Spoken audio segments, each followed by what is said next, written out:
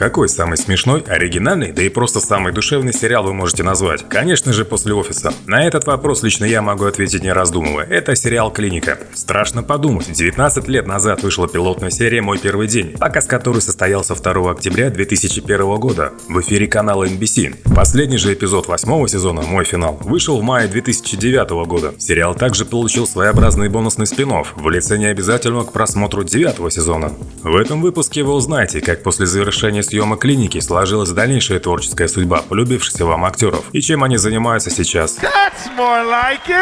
Зака Браффа можно по праву считать самым успешным выпускником «Клиники». Пусть его актерская карьера и сложилась не совсем так, как представлялось многим, ему удалось реализовать себя на поприще режиссера. Еще во время работы в сериале Зак снял несколько эпизодов шоу, в том числе любимую многими серию «Моя принцесса», где коридоры клиники сменились сказочным лесом, Джейди стал деревенским дурачком, а Эллиот той самой принцессой.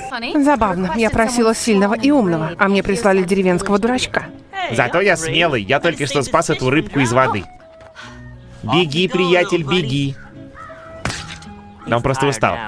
Его полнометражный режиссерский дебют «Страна садов» был показан на фестивале Sundance в 2004 году. Зак сам сыграл главную роль, а его экранной партнершей стала Натали Портман. Несмотря на скромный бюджет, инди-драмеди пользовалась большим успехом в домашнем прокате. Это подтолкнуло Браффа в дальнейшем не сковывать себя отношениями со студиями и собрать средства на следующий фильм «Хотел бы я быть здесь» 2014 года. На платформе Kickstarter компания была успешной, а в свою третью работу «Уйти красиво» 2016 года Заку удалось заполучить звездный актерский состав стариков-разбойников Моргана Фримана, Майкла Кейна и Алана Аркина.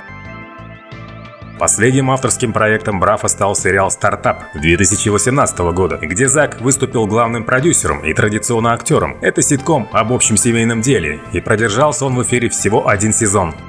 Впрочем, актерская карьера ванильного мишки с ходом из «Клиники» не закончилась. Зак продолжил сниматься не только в своих фильмах. На фоне мелодрамы и комедий «Экс-любовник», «Прощальный поцелуй» и других выделяется фестивальный фильм «Высокая цена жизни» 2010 года, где актер простился с амплуа романтического дурачка и примерил роль полярную, мерзавца поневоле, идущего дорогой раскаяния. В декабре этого года должен выйти фильм Джорджа Галл «Афера по-голливудски», криминальный опус о стране грез, где Зак исполнил одну из главных ролей наряду с Робертом Де Ниро, Морганом Фриманом и Томми Ли Джонсом. Также Зак успел освоить подмостки Бродвея и попробовать себя в озвучке в фильме «Оз. Великий и ужасный» 2013 года. Обезьянка разговаривает его голосом и уже вскоре собирается снимать новый фильм. Детали пока мало известны, но как-то в интервью он упомянул, что в проекте может поучаствовать номинантка на «Оскар» этого года, актриса Флоренс Пью.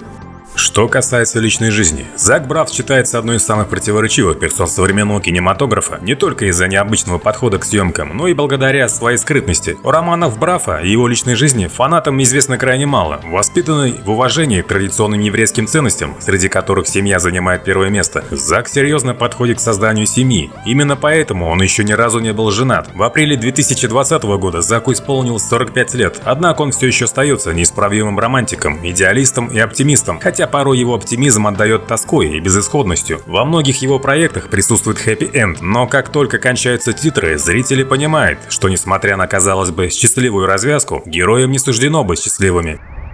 Ганди Тёрклтон, шоколадный мишка или просто Тёрк, лучший друг Джейди с университетской скамьи, в сериале прошел путь от стажера до главного хирурга клиники Святое Сердце.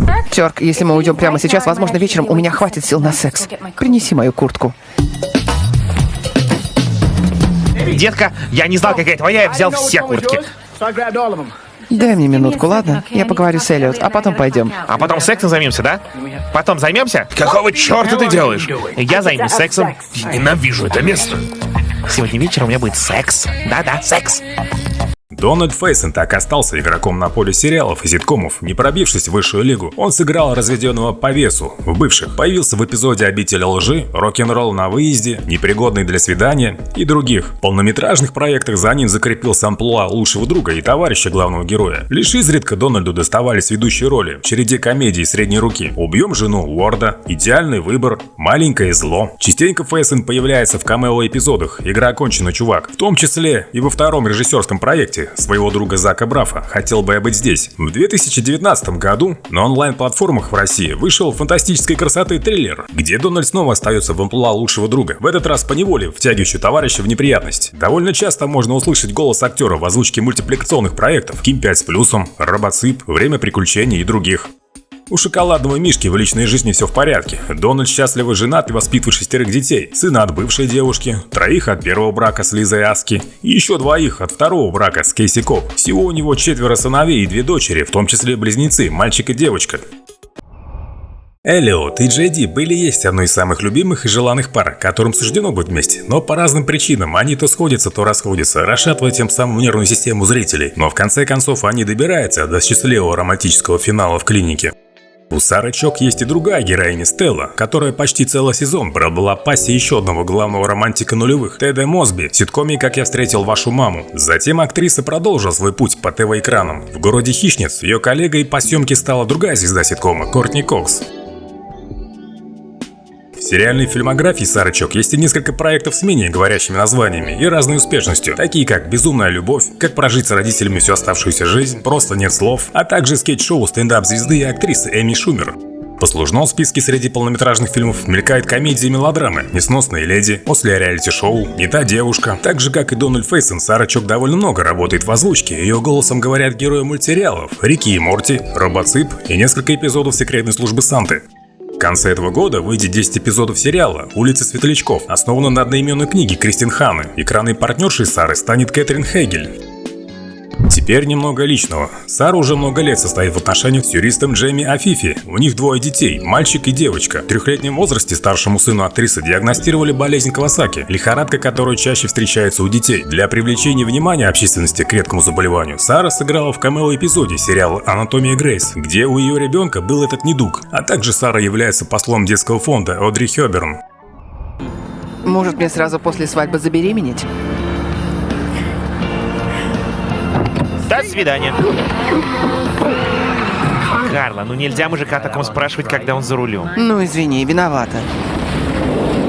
Кстати, в этом тоже ты виновата. Джуди Рейс, сыгравшая медсестру с большим сердцем Карлу Эспинозу, обогнала коллег по количеству появлений в сериалах. От «Хорошей жены» до титулованного хита на канале HBO «Наследники», который получил россыпь золотых глобусов и Эмми. Тем не менее, ей чаще достаются роли эпизодические и второго плана. Главной героиней она стала в сериале «Коварные горничные», где сыграла одну из 4 латиноамериканских служанок с одним секретом на всех. Также послужно в списке актрисы «Счастливо разведенные» и 4 сезона драматического криминального сериала «Когти».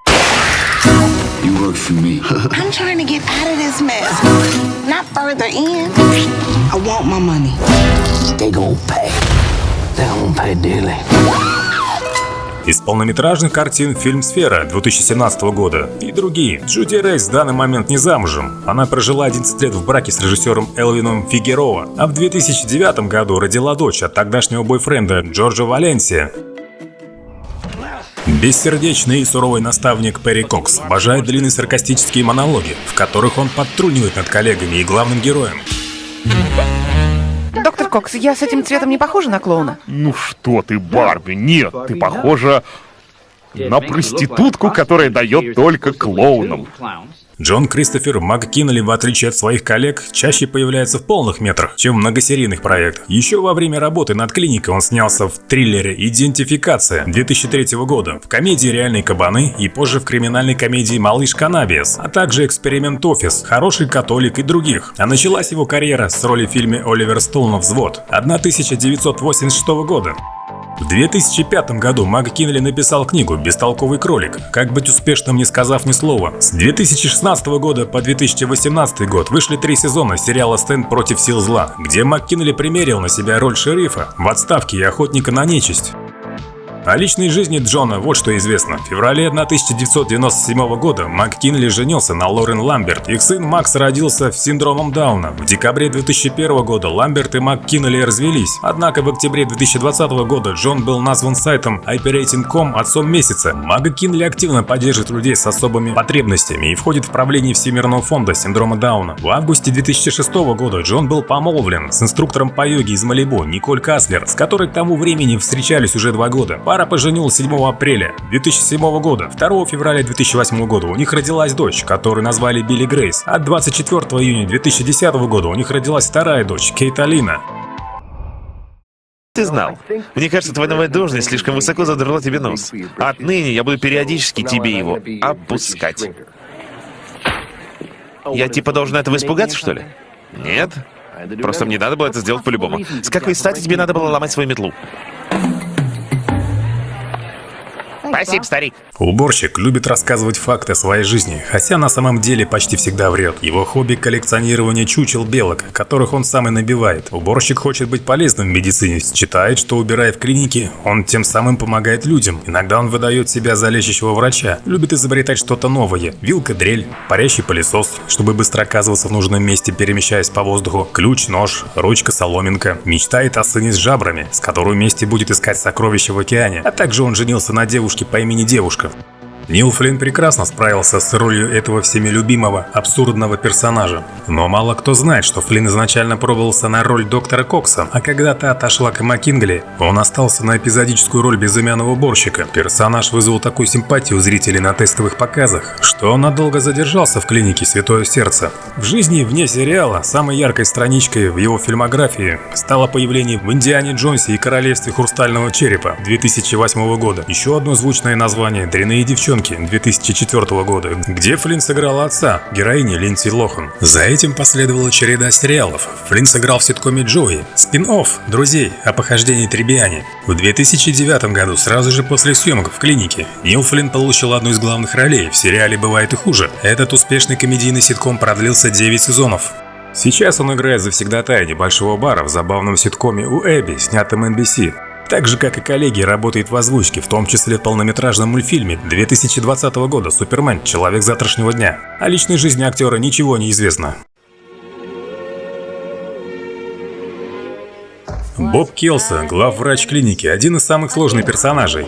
Бюрократ старой закалки, с лицом и улыбкой серийного убийцы. Вполне бы мог стать звездой какого-нибудь психологического хоррора. Но вместо этого Боб Келса убивает сотрудников своей больницы равнодушием, расчетливостью и безразличием. Но даже у такого зачерственелого персонажа есть одна слабость. Он любит кексики. Банановый кекс, пожалуйста. Сэр, мне сказали вас не обслуживать. Эй! Возьми меня. Ну что они сделают? Посадят тебя в тюрьму, что ли? Ты же Боб Келса. Хватай и беги. Давай! Хватай!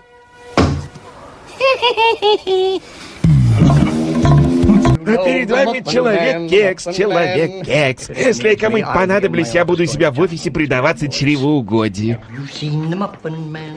Кену Дженкинсу сейчас 80 лет, и сложно отрицать, что основная карьера Кена складывалась до клиники. Он был завсегдатаем театральных подмостков, в том числе играл на Бродвее, появлялся в ключевых сериалах 90-х, таких как «Секретные материалы», «Беверли-Хилл» и «В полных метрах», «Угнать за 60 секунд», «Я Сэм» и в ремейке культового «Психо» 1998 года. После ухода с поста главврача клиники Святое Сердце, он, как и Сара Чок, снимался в сериале «Город хищниц», а также вернулся в игру «Лимони Сникет. 33 несчастья». Кроме того, принимал участие в озвучке ставшего культовым мультсериала Gravity Falls. Ему досталась престарелая пара привидений.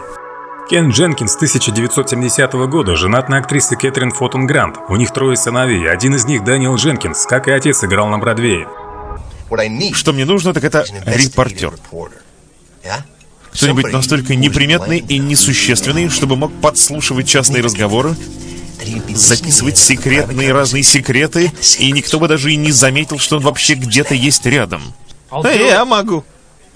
Ты что, все это время сидел здесь? Нет, сначала я сидел на твоем стуле, но ты сел мне на коленки. Я сказал извинить, а ты сказал встань и сядь здесь. И я пересел. Не помнишь, нет? Вот, а потом... Эй, уборщик! А, привет, Тед, ты здесь? Тед, нервозный и депрессивный юрист клиники, в исполнении Сэма Ллойда, запомнился зрителям не только комичностью и тщетностью его бытия, но и музыкальными шоу-стоперами, которыми и славилась клиника. Экранной группой Теда стал реальный ансамбль Сэма Ллойда The Blanks, который исполнял каверы акапелла. Одним из самых запомнившихся стала лиричная версия хита Outcast «Hey Ya». Группа выпустила 2 альбома: Writing the Wife 2004 года и Word the Writing 2011. В них вошли в том числе песни песни, исполненные в сериале. Что касается актерского поприща племянника Кристофера Ллойда, он так же, как и большинство, продолжил сниматься в сериалах, появлялся в вышеупомянутом несколько раз в «Городе хищниц», в «Американской семейке», «Бесстыжих» и в «Стартапе», поставленном Заком Браффом, и других. В 2018 году у Стэна Ллойда и его жены Ванессы Ллойд родился сын Уэстон, а уже в январе 2019 года актеру диагностировали рак. Опухоль мозга оказалась неоперабельной. Болезнь быстро распространилась по всему телу, и, к величайшему сожалению, 30 апреля этого года актера не стало.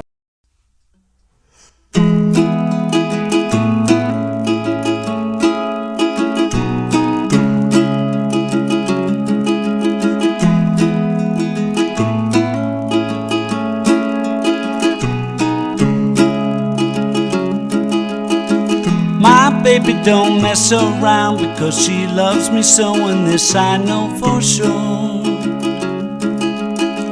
But does she really wanna, but can't stand to see me walk out the door? I can't stand to fight the feeling, cause the thought alone is killing me right now. Thank God for Mom and Dad for sticking two together, cause we don't know how. Hey, hey, hey, hey,